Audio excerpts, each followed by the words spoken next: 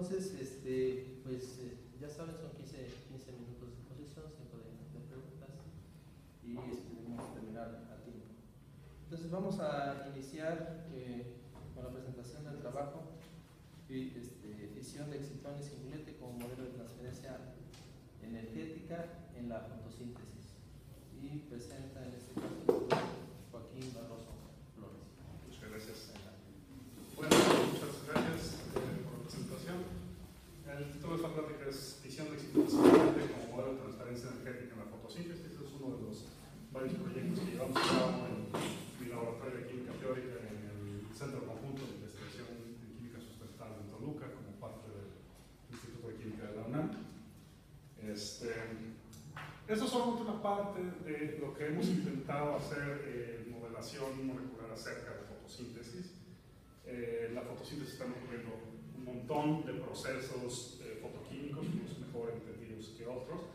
Ya a estas alturas no tengo que explicar lo importante que es estudiar la fotosíntesis, tanto desde el punto de vista energético, ¿sí?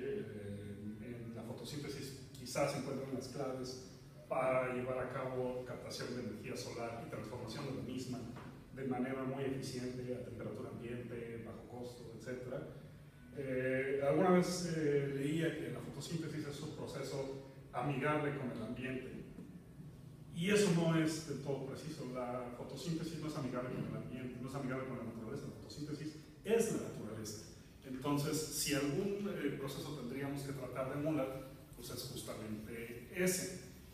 Como les decía, la parte de la transferencia energética no está totalmente descrita, entonces eso es lo que estamos intentando nosotros aportar un poco de conocimiento al respecto. Por simplicidad, nos hemos centrado en organismos menos evolucionados, como son las bacterias verdes de azufre.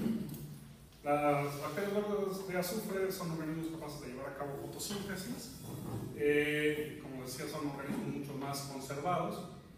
Las clorofilas que utilizan se conocen como bacterioclorofilas. Son estructuralmente más sencillas que las clorofilas, y en particular nos interesa estudiar desde el punto de vista teórico este pedazo de aquí.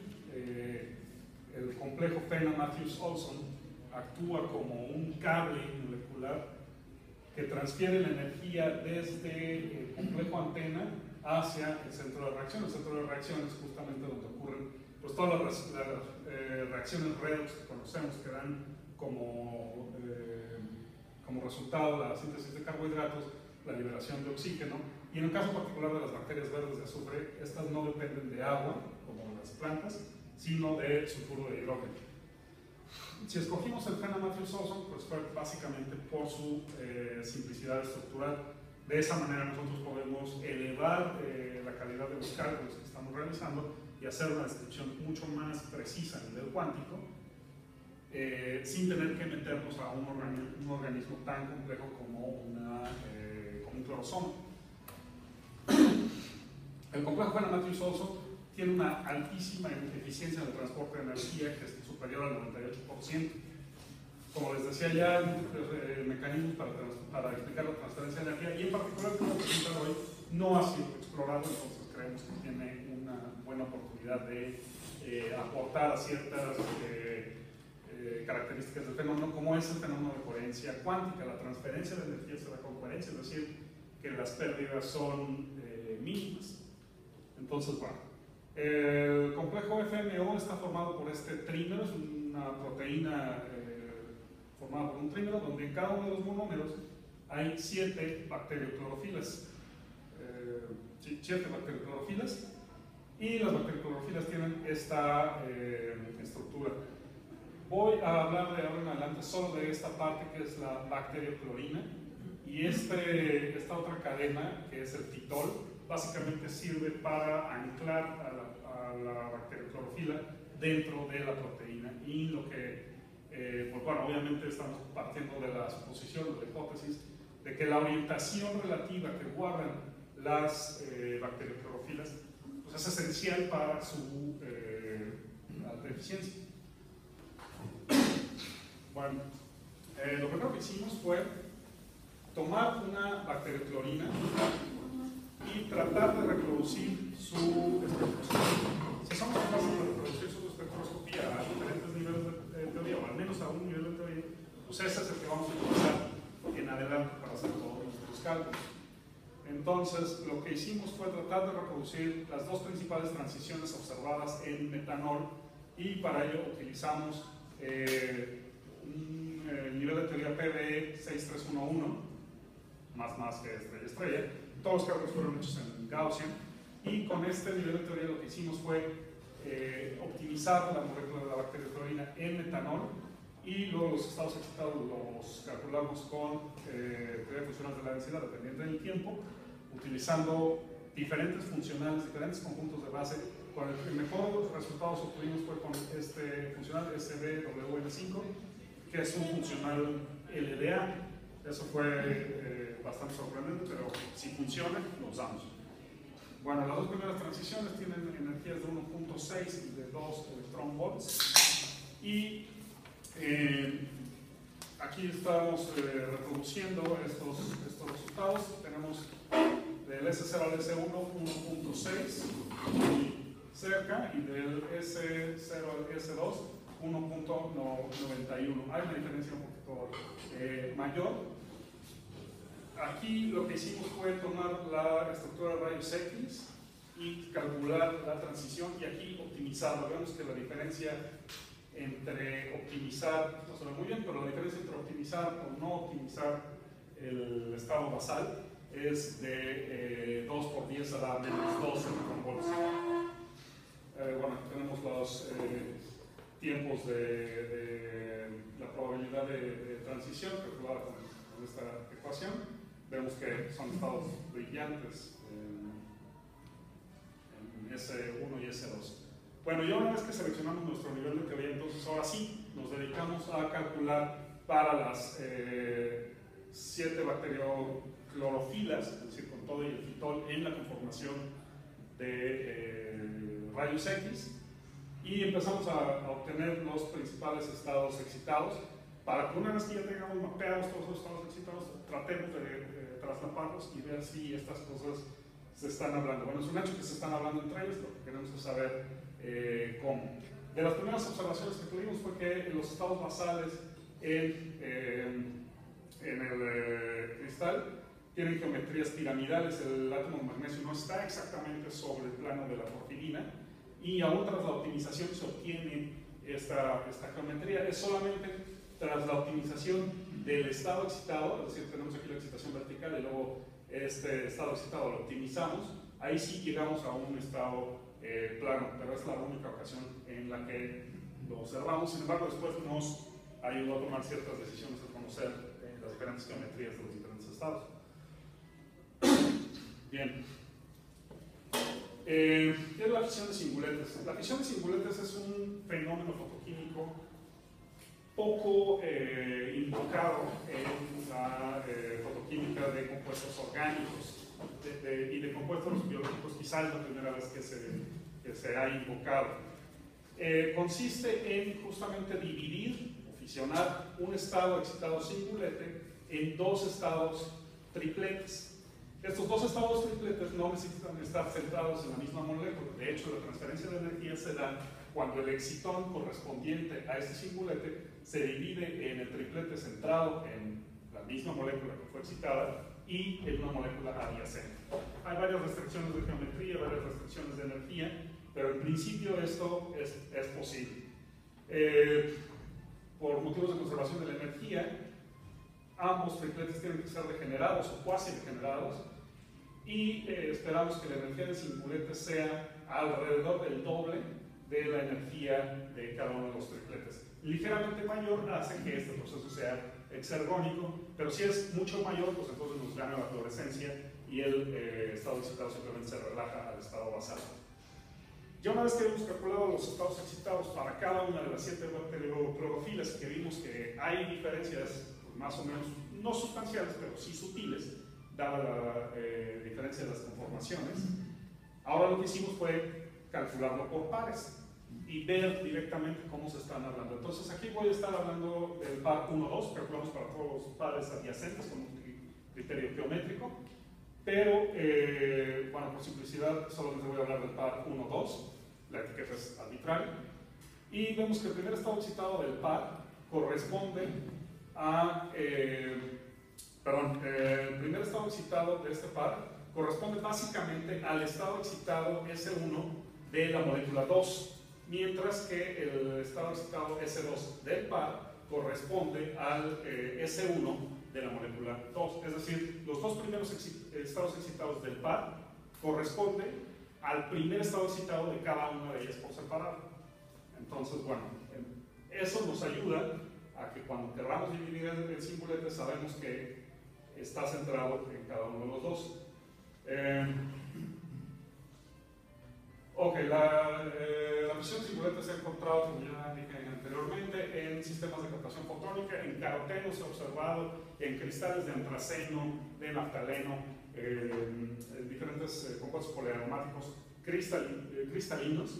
Se observa el proceso de singlet fission, es un fenómeno que deseamos encontrar en materiales fotovoltaicos, pero insisto, en la naturaleza no, que yo sepa, no ha sido reportado. Esta podría ser la primera vez que se estudia y que se encuentre el proceso SF en un sistema biológico.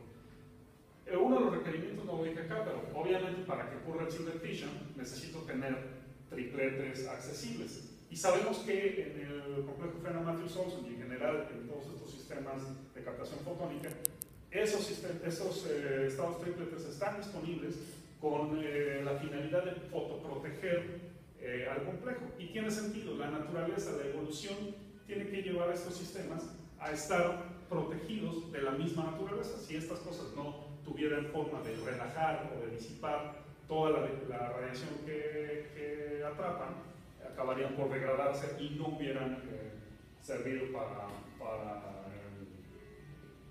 su función biológica. Otra de las condiciones es que el tiempo de emisión espontánea del estado excitado indica que además de la emisión radiactiva debe haber otros procesos de desactivación presentes. Es decir, según las tasas que hemos calculado, muy probablemente existan no solamente los procesos normales, vamos a decir, fotoquímicos en el Fresnel-Matthews-Olsen, sino que a lo mejor hay otros procesos y uno de esos otros procesos puede ser el singlet fission. Bueno, de ese par, del par 1-2, encontramos las energías del cingulete 1 en 1.7 y en 1.75, el S2, que como digo, corresponde cada uno al estado cingulete del par de cada una de ellas por separado. Y tenemos estos tres tripletes, donde los tripletes 2 y 3 tienen básicamente la mitad de la energía del S1 y más o menos también la mitad de la energía del S2. Eso al principio nos causó un poquito de ruido porque entonces podríamos tener la excitación desde cada uno de esos cinguletes. Sabemos que por la regla de Kasha, pues la excitación hacia el S1, perdón, hacia el S2, pues primero ocurriría el decaimiento hacia del S2 al S1 y luego la relajación hacia el estado basal. Y bueno, estos son los coeficientes que encontramos, las diferencias, perdón, no, estos no son los coeficientes, estas son las diferencias de energía, y vemos que la división desde el S2 ocurre con 99 milielectronvolts, mientras que es de 35 milielectronvolts la diferencia entre los tripletes, la suma de energías de los tripletes y la energía del cingulete. Entonces, ¿cuál es el excitado cingulete que vamos a querer dividir? Pues a través de la constante para la desactivación radiactiva no podemos elegir mucho, los valores son pequeños, pero la optimización de los estados excitados ya nos empieza a decir por dónde va la pesca. Muy probablemente tengamos que considerar el S2 como el estado inicial de donde va a partir la división de cinguletes, puesto que la geometría de la molécula 2 corresponde a la geometría del estado excitado, mientras que la geometría del aparentemente estado excitado se parece más bien a la del estado basal. Es decir, aquí sí tenemos una ratereclorina plana y acá es piramidal. Entonces, Con ese criterio y también con el hecho de que es mucho más exergónico, evidentemente, la transición desde el S2, lo que vamos a hacer es considerar que la fisión del cingulete va a ocurrir desde el S2. Necesitamos calcular si la fluorescencia no nos gana. Pero bueno, el objetivo final es obtener un diagrama de Jablonski en el cual podamos nosotros trazar un camino de cómo se va transfiriendo la energía a lo largo de las 7 bacterioclorofilas del FMO. Y es justo lo que les voy a presentar acá. Entonces tenemos nuestro estado basal y nuestra excitación vertical a cualquiera de estos dos estados, al S1 o al S2. Y vamos a escoger el S2 por el criterio que comenté hace rato. En un sistema normal, fotoquímico, cualquiera, la conversión interna nos puede pasar del S2 al S1 y finalmente la fluorescencia hacia el estado basal, regla de Kasha, no hay ninguna sorpresa ahí. Lo que nosotros estamos apostando es a que en realidad se va a dividir en los tripletes T2 y T3. Ahora, ¿qué pasa con el triplete T2 y T3? El cual está a la mitad de energía entre el S0 y el S2. Ya se cumplió la primera condición. Esos dos tripletes se pueden recombinar y regresar al S1, pero eso involucraría que la energía no es conservada, porque va hacia arriba. Entonces, eso no va a ocurrir. Pero lo otro que pudiera ocurrir es que se aniquilen los dos tripletes. A lo que le estamos apostando es a que estos tripletes en realidad van a migrar. Entonces, ¿qué es lo que tenemos que hacer ahora? Es tomar estos resultados y meterle una tercera molécula de bacterioclorofila y seguir el proceso hasta completar el complejo. Sin embargo, programas como Gaussian no nos dejan hacer eso. Ahora estamos migrando hacia QChem, donde podemos tener un ensamble de moléculas y excitar selectivamente una u otra. Bueno, ya para concluir, observamos que al menos existe el camino por el cual la fisión de cinguletes puede ocurrir. Nos hace falta saber si la probabilidad es...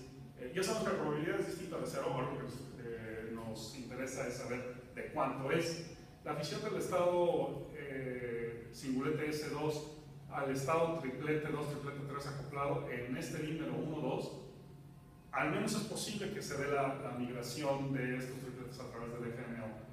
Entonces, por lo tanto, lo que hemos visto es que hasta aquí, que es la parte exploratoria de este proyecto que sigue avanzando, es que tenemos condiciones necesarias, pero no suficientes para que ocurra el singlet fission. Nos falta ahora, entonces, tomar en cuenta el acoplamiento de espines, el estado multiexcetrónicos, para lo cual tenemos que hacer cálculos multireferenciales. Este es apenas el primer paso que estamos dando en esta nueva línea de investigación en el campo de fotosíntesis. Y bueno, no me resta más que agradecer a la UNAM, a todos los que aportan el dinero, a la Sociedad Química de México por la oportunidad, a ustedes por su atención y sobre todo a María Eugenia Sandoval por todo el trabajo que le ha dedicado a este proyecto. Gracias.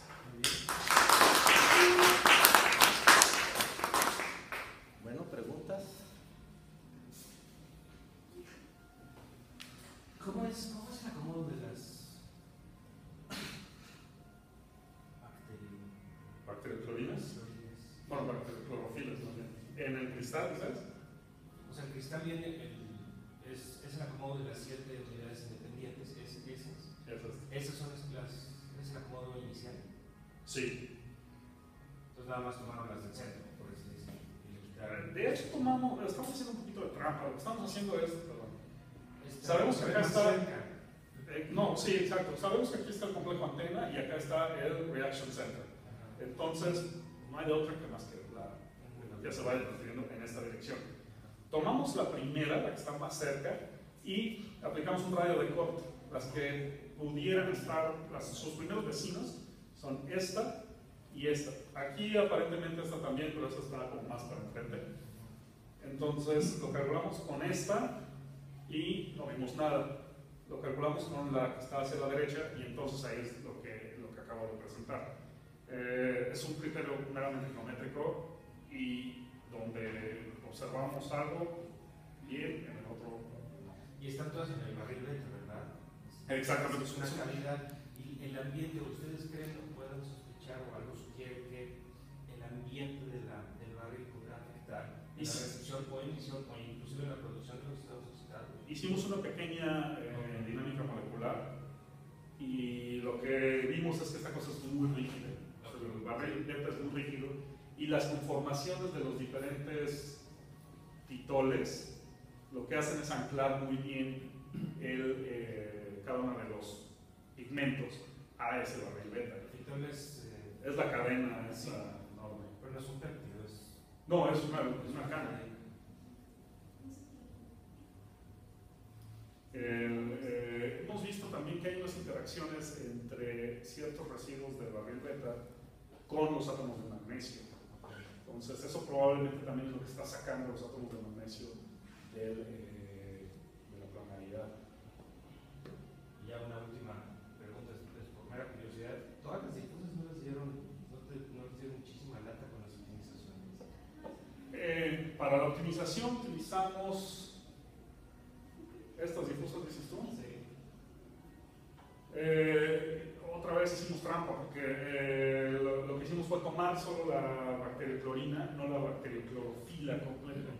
Entonces reducimos un montón el número de átomos y los grados de libertad son muy pocos. En realidad lo único que se optimiza es la distancia del magnesio hacia el centro de la porfirina.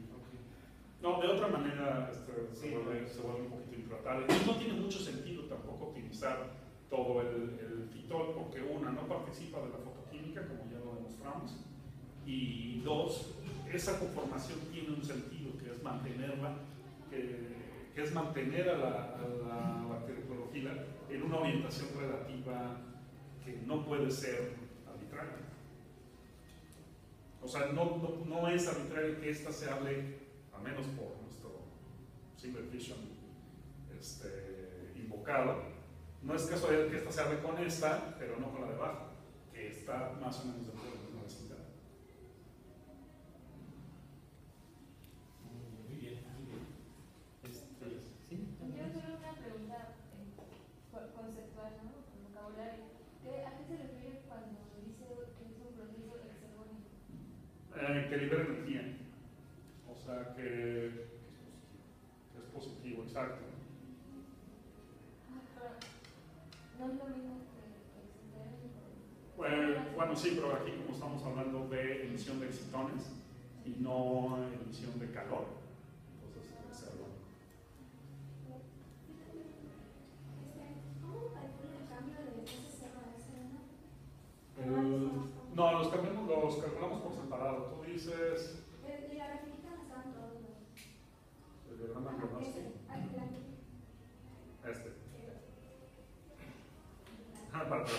Perdón. Es que, o sea, no sé cómo se hace. Esto va a pasar, pues, nada más hace la utilización, pero ya el S1, ¿cómo? Lo calculamos con time dependent DSD. Pero, ¿cómo se hace ese cambio de SCR a SN? O sea, ¿qué le cambia a la molécula para que sea SN? No le cambias nada, tomas tu estado basal y lo que le pides al programa es que calcule los primeros estados excitados.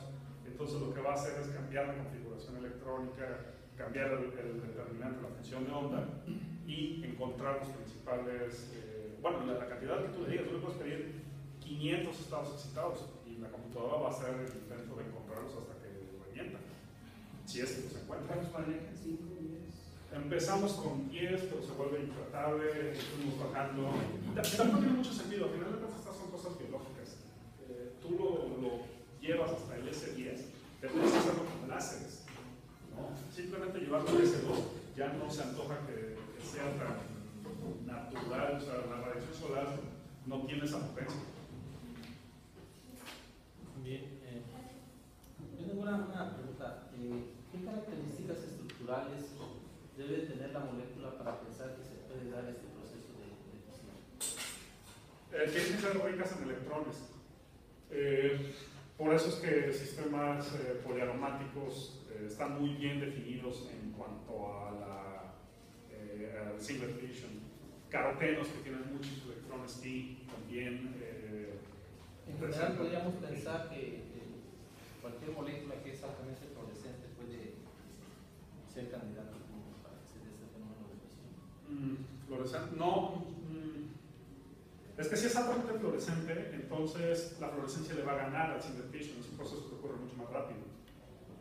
La fluorescencia tiene que estar ligeramente impedida, simplemente por un asunto de cinética, porque si no ocurre primero y entonces la excitación vertical se relaja o la conversión interna ocurre y de ahí la fluorescencia. El problema que hay con single fission es que es un poquito lento, entonces hay que ayudarle al sistema, por eso los sistemas poliaromáticos cristalinos forman o presentan single fission porque están muy pegaditos uno del otro. Muy bien, muchas gracias, pero damos las gracias. Gracias.